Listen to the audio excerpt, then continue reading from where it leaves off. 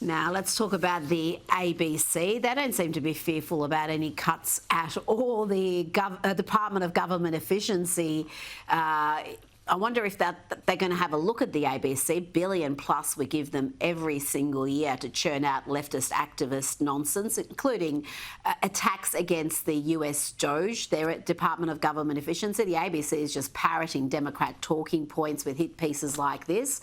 This one says, as Elon Musk and DOGE get to work, there is concern that their slash and burn approach will have unwanted consequences. Just ask Megan, a US aid employee who got one of the billionaire's dreaded emails. That was on X, and they've done several articles. And I guess, Dan, I shouldn't be surprised that we've got a taxpayer-funded leftist activist organisation defending another taxpayer-funded leftist activist organisation. Yeah, imagine shock horror getting an email. I mean, wow, something to be dreaded. It just shows the mentality. It really shows the mentality. You're not allowed to send emails to people now because they might be offended by it. Look, the reality is Australia needs a bit of a taste of the DOGE and done in a way that's consistent with Australian policies. You're not just going to transplant something that works in America and bring it straight here. But Senator Jacinta Price has been made head of government efficiency. If the coalition forms government, and we need a more efficient government, there's a lot of waste. We just talked before about the public servants, but I reckon if you went through the grant programs, all of the woke grant programs that are spent on transgenderism and whatever else there is, that all needs to be cut. And we should go through the bureaucracy and see, well, where is the waste? Where can we reduce it to get a better return for taxpayers? And clearly Elon Musk has gone in there and had a good look at the waste that's there and cut back on billions and billions of dollars. And Trump has said, well, some of that's going to be returned back to the American people as tax cuts. Now, if we could do that here, well, I think that's a very good thing. Absolutely. And I wonder what sort of programs we're funding. When you look at all the crazy expenditure in USAID that's been revealed, just so much money going to these NGOs, these activist organisations who are pushing this far left lunacy.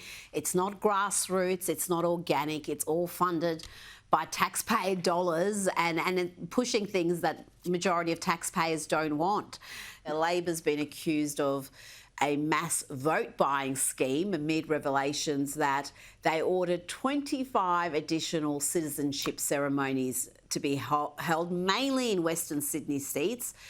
Around 13,000 people have become citizens through this. Labor claims that these extra ceremonies were scheduled to a backlog. They were trying to clear this backlog, but we spoke to the Fairfield Mayor, Frank Carbone, yesterday on Outsiders, and his local government area was targeted with these additional citizenship ceremonies.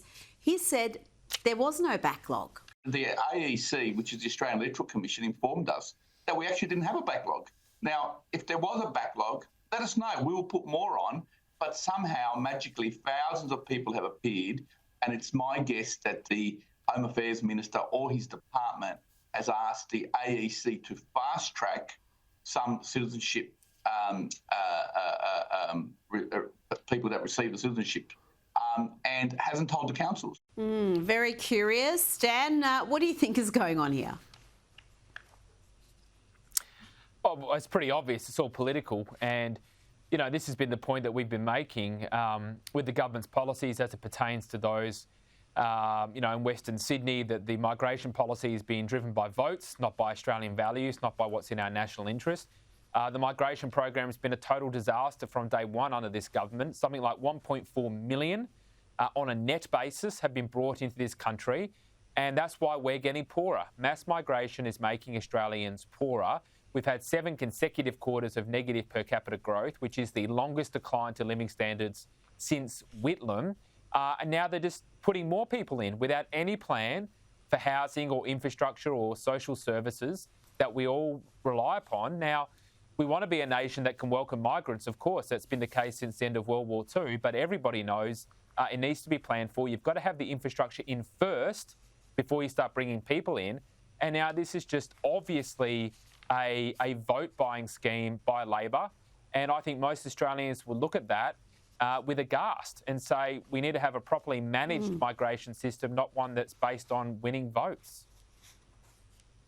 And we're talking here about thousands of new voters, and if they skew a certain way, that could decide certain seats with small margins, and they are expecting a swing against Labor in those Western Sydney seats. So it is a big issue. Before you go, I want to ask you about the elections in Germany. The Conservative Christian Democratic Union has won that election. They got 28.6% of the vote. They're expected to form a coalition with other right-wing parties, but not the AfD, which saw huge gains in its share of the vote. They came in second place, record-breaking 20.8% for them. But I do wonder whether the exclusion of the AfD, which is all about shutting those borders, having a orderly immigration process, I wonder if not including them in the coalition is going to mean that we're just going to see more of the same in Germany.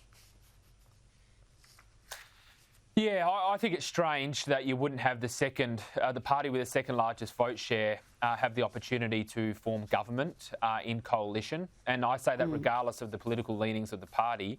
And I think we've seen this with Geert Wilders in the Netherlands up until recently, and also Marine Le Pen in France, which is if you exclude, parties from governing that have significant shares of the vote, then you are going to anger people, and it reinforces the message of these populist parties that regular people are being ignored and neglected by the political establishment. So if you're a part of the establishment and you're concerned about the rise of populism, the best thing you can do is to include people in a governing coalition, not exclude them.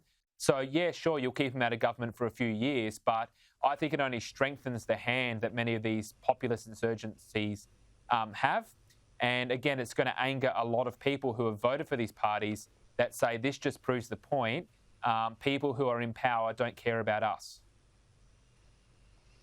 Absolutely. It's an overwhelming result for right-leaning parties, and yet if you're going to have a coalition that's going to keep pushing leftist policies, you wonder about the state of democracy in a country like Germany, and that's precisely what Vice President JD Vance was talking about during that groundbreaking speech about the elites almost disregarding what the people want and doing as they wish, regardless of the election results. Dan Wild, thank you so much for your time tonight.